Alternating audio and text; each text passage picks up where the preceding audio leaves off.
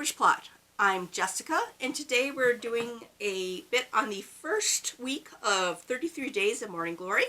This is part of a collab. There'll be links down below to the playlist with everyone else's videos on this. The first week of this is on St. Louis de Montfort, who was the first saint to make up a process of Marian Entrustment. So this section deals a lot with, what it is and what prayer he used for it, but it also has a lot of information both on his actual life and on his influence in the church, which I found really helpful because after going through and reading this book, I got on ebook pretty much his collected works and read through them.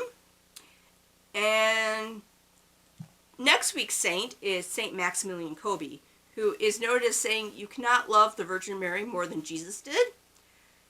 But if you read St. Louis de Montfort's stuff in a modern American lens of how you read things, you'd be like, he's really, really trying, though.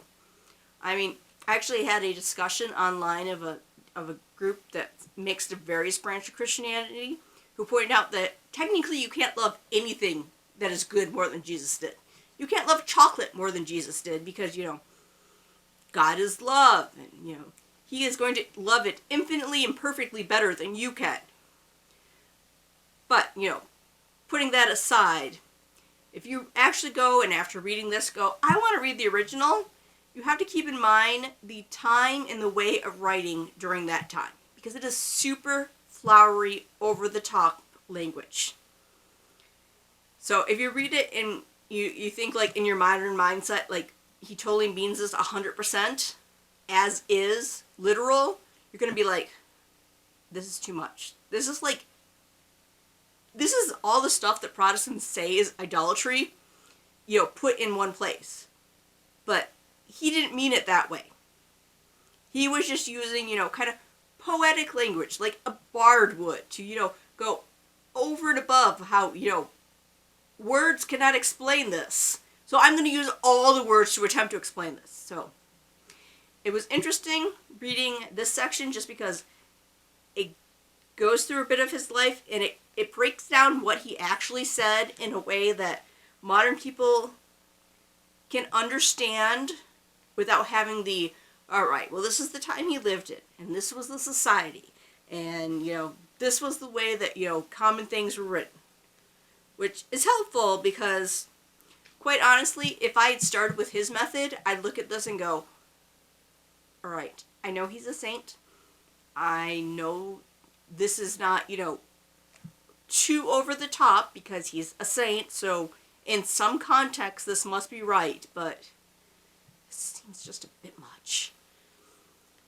I appreciate the fact that he started with the person who started Marian Consecration. I appreciate the fact that he went and took the parts that are comprehensible to a modern reader without having to explain things. But having already gone through this years before, I have to say that this week is my least favorite week. Simply because the rest of the people that he goes through are more modern. They're closer to modern life. Next week is St. Maximilian Kolbe, who died during World War II. Then week 3 is St. Mother Teresa of Calcutta, which I have an old version of this, so it actually lists her as Blessed Mother Teresa, who died when I was in high school.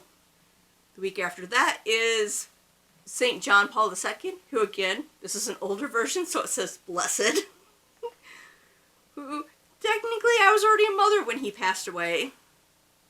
And then the 5th week, for the partial week for 33 days, is kind of just various stuff in review. So, if you read this and went, I don't quite get St. Louis, I like the fact that they explained what this is all about, but his stuff seems a little old-fashioned. Stick with it because The rest of the saints are going to be ones where you don't have to go and do literary translation in your mind of what was popular then versus now. Although, again, the author does a great job of taking out all the stuff where when I read his whole stuff, I went, wow, this is... Clearly, you can tell what era he wrote in. So, even excluding the parts that are just about the saint of this week does have a lot of stuff on how this works, which is useful because I just signed up for doing this the first time because it was a class. It was at a night that I went and worked for me. You know, I'm like, I'm going to go out and do something. So I'll take this class at church. And I really went into it not knowing anything about it.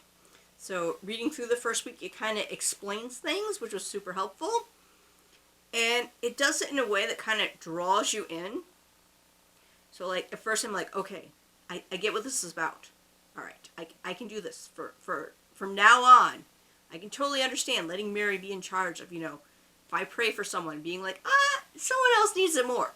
So I'm going to go and pray a lot for the people I know that need it, you know, just for added insurance.